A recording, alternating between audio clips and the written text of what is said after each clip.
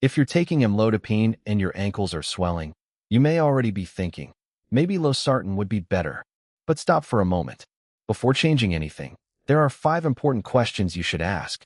The right blood pressure medication isn't simply the one with fewer annoying side effects. It's the one that fits your blood pressure, kidney function, potassium level, other medications, medical history, and overall risk. Meet Linda. She's 68, and her blood pressure has improved significantly since starting treatment. Her home readings are much better than before.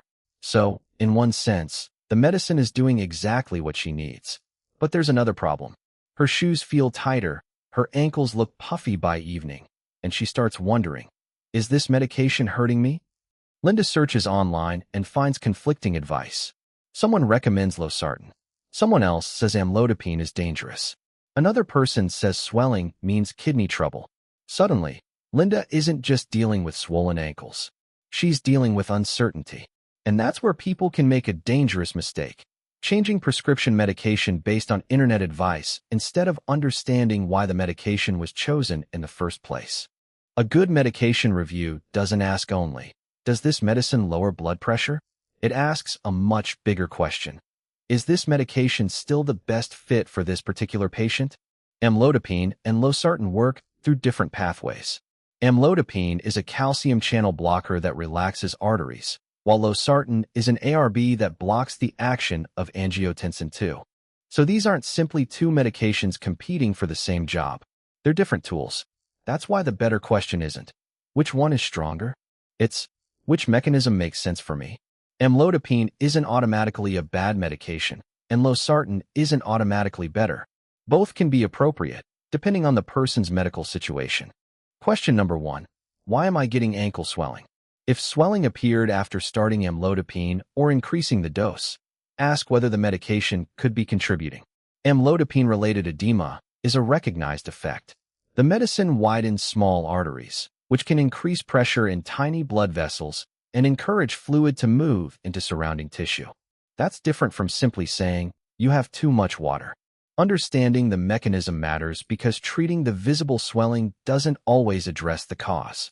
So instead of immediately asking how to remove the fluid, a better conversation with your healthcare professional is, could my current blood pressure medication be contributing to this swelling? Question number 2. What is my kidney function? This becomes especially important when considering an ARB, such as Losartan. ARBs can be useful, but healthcare professionals generally monitor kidney function and potassium when starting or adjusting them, particularly in people with kidney disease or other risk factors. 2 people with the same blood pressure may need very different treatment. Imagine one person has normal kidney function while another has chronic kidney disease and takes several medications. Their treatment decisions may be completely different. That's why you shouldn't assume a medication that helped someone else will automatically be right for you. Ask your doctor, what are my latest kidney function results, and would an ARB be appropriate for me? Question number 3. What is my potassium level? This is easy to overlook. Some ARBs can increase blood potassium. That doesn't mean Losartan is automatically dangerous. It means potassium monitoring can matter in the right patients. The concern becomes more important when kidney function is impaired or when someone takes other medications or supplements that can also affect potassium. The hidden risk is thinking, it's just a blood pressure pill. It isn't that simple. Your medications interact with your physiology and with other treatments you may be taking. So if an ARB is being considered, ask, when should my kidney function and potassium be checked? Bringing monitoring into the conversation from the beginning can help make treatment safer. Question number 4. Do I actually need to switch? This may be the most important question. If your blood pressure is controlled and the swelling is mild, your clinician may consider several strategies instead of immediately replacing the medication. Depending on your circumstances, the dose could be reviewed, another medication class considered, or an ARB incorporated into the treatment plan. Research suggests that adding certain medications, including an ACE inhibitor or ARB, to a dihydropyridine calcium channel blocker can reduce the likelihood or severity of calcium channel blocker-related edema in appropriate patients. But this doesn't mean everyone should automatically switch or add medication. The safest option is the strategy that controls blood pressure while fitting your individual medical profile. Question number 5. What else is going on with my legs? Swollen ankles don't automatically prove that amlodipine is responsible. Leg swelling can have many causes, including heart conditions, kidney disease, vein problems, liver disease, other medications, reduced mobility, or local problems affecting one leg. The hidden risk is blaming the medication and missing another possible medical condition. If swelling suddenly appears on only one side, especially with pain, warmth, redness, or significant tenderness, don't experiment with your blood pressure medication. Seek appropriate medical evaluation. Now, if you're taking blood pressure medication, which issue bothers you more? Swelling, dizziness, fatigue, or no noticeable side effects at all? You can simply comment with one word. At your next appointment, take your complete medication list with you. Include prescription medications, over-the-counter medicines, and supplements. Then ask these 5 questions. Could my medication be causing the swelling? Is my current dose still appropriate? What are my kidney function numbers? What is my potassium level? And if treatment changes, how will we monitor whether the new plan is working?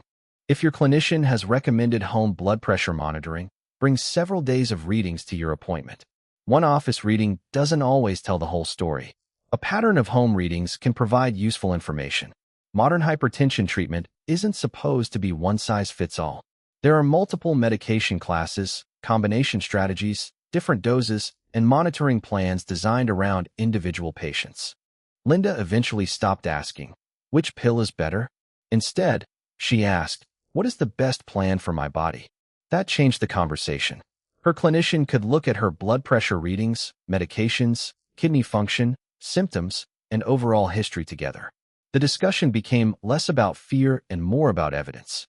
The smartest medication decision isn't necessarily the fastest one. Before considering a change from amlodipine to Losartan, remember the 5 questions. Why am I swelling? How are my kidneys functioning? What is my potassium level? Do I really need to switch? And could something else be causing my leg symptoms? These questions are much more valuable than an internet argument about which medication is better. If someone you know is considering changing a blood pressure medication because of swollen ankles, share this video with them. And subscribe for practical explanations of common blood pressure medications without complicated medical jargon. Remember, this content is for education only and doesn't replace individualized medical advice. Never stop, reduce, or switch prescription medication without speaking with your healthcare professional.